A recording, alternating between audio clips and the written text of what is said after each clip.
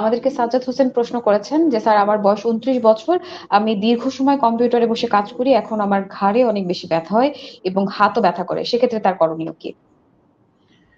হ্যাঁ, ধন্যবাদ দর্শক আপনাকে। আসলে এই গ্রুপের পেশেন্ট আমরা অনেক পাচ্ছি যারা বিভিন্ন অনলাইন ভিত্তিক কাজের সাথে রিলেটেড বা computer, desktop, laptop, mobile net browsing করে।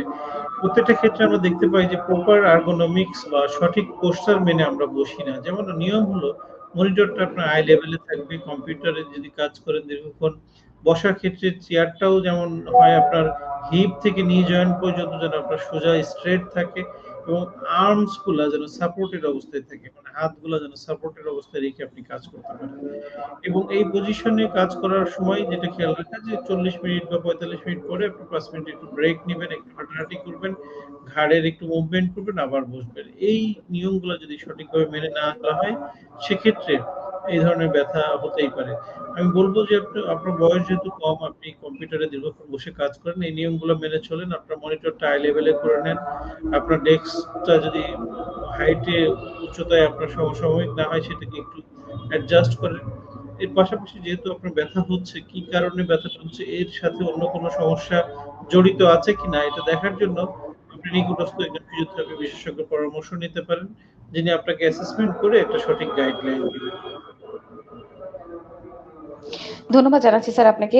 আ আমাদের দর্শকদের প্রশ্নের সূত্র ধরেই যদি একটু জিজ্ঞেস করি, যেমনটি দর্শক বলছিলেন যে তার ২৯ বছর বয়স, সে খুব একটি মিডল বয়সের মধ্যে আছেন। এই বয়সে অনেকেরই দেখা যাচ্ছে যে ঘাড় বা কোমর ব্যথাজনিত সমস্যাগুলো ডেভেলপ করছে এবং আ আমরা এই বিষয়গুলোকে খুব গুরুত্ব না দিয়ে বা ডক্টরের কাছে না গিয়ে বা সঠিক ইনভেস্টিগেশন না করে আমরা নিজেই পেইন কিলার খাচ্ছি, প্রশমিত করার চেষ্টা করছি। এটা আসলে কতটুকু যুক্তি এবং এটা কতটুকু সঠিক এবং কোন পর্যন্ত এটি সেফ একজন মানুষের জন্য?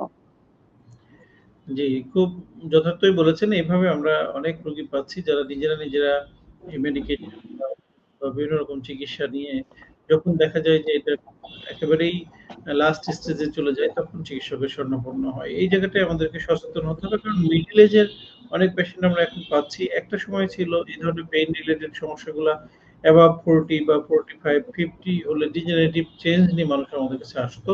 কিন্তু এখন আমাদের লাইফস্টাইল বা জীবনযাত্রা প্রণালীতে অনেক চেঞ্জ এসছে। আমরা এখন খাবারের পরিবর্তন এসছে। যে ফাস্ট ফুড, জাঙ্ক ফুড গুলো আমরা রেগুলার খাচ্ছি, সেটার মধ্যে সঠিক পুষ্টিগুণ থাকে না। যার ফলে আমাদের ক্যালসিয়াম, ভিটামিন ডি এগুলার একটা ঘাটতি দেখতে পাচ্ছি। যার ফলে বোনস রিলেটেড প্রবলেম নিয়ে অনেক ইয়াং এজের পেশেন্ট গুলো আমাদের কাছে আসছে। আরেকটা বিষয় হলো ভিটামিন ডির যে উৎস, সেটাকে আমরা দেখি যে সূর্যের আলোর উপস্থিতিটা খুব ইম্পোর্টেন্ট। এটা যদি না হয় সেক্ষেত্রে আমাদের ভিটামিন ডি মানে শরীরে উৎপন্ন হয় না। সেক্ষেত্রে ক্যালসিয়াম এবং ভিটামিন ডি এর একটা ঘাটতি আমাদের ইয়াং এজের পেশেন্টদের দেখতে পাচ্ছি। আর যেমনটি আপনি বলছিলেন যে বিশেষ করে আমরা দেখতে পাই যে গ্রাম অঞ্চলে বা ইউনিয়ন পর্যায়ে এই জায়গার মানুষগুলা যারা ব্যথানাশক সমস্যা বা এই জাতীয় সমস্যা হলে নিজেরা দোকান থেকে ওষুধ নিয়ে খাওয়ার প্রবণতাটা অনেক বেশি থাকে।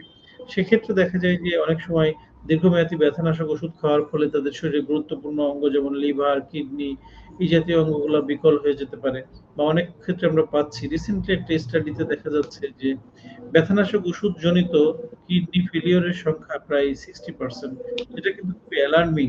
আমাদের এই অ্যালার্মিং জায়গা থেকেই সচেতন হতে হবে। নিজেরা যদি কোনোভাবেই কোন রকম ওষুধ আমরা একজন রেজিস্টার্ড চিকিৎসকের পরামর্শ ছাড়া দোকান থেকে নিব না এবং প্রয়োজন অনুপাতে যে চিকিৎসক যে ডোজ অনুযায়ী আমাকে ওষুধটা দিবে সেই ওষুধটা বা সেই ডোজ অনুযায়ী ফলো করব। এটা আমাদের খুব জরুরি মেনে চলা। অন্যথায় আমরা অনেক রোগী পাই যারা ১ মাস, ১.৫ মাস বা ২ মাস বা ৬ মাস আগে একজন চিকিৎসককে দেখিয়েছেন, সেই প্রেসক্রিপশনটা উনি ৭ দিনের পরে ফলো আপ থাকার কথা ছিল বা ১৪ দিনের পরে ফলো আপে যাওয়ার কথা ছিল। সেটা না যেয়ে ওষুধ খেলে যেহেতু একটু কম থাকে ব্যথাটা, বন্ধ করলে আবার ব্যথা আসে। এজন্য উনি কন্টিনিউ ওষুধটা খেতে থাকেন।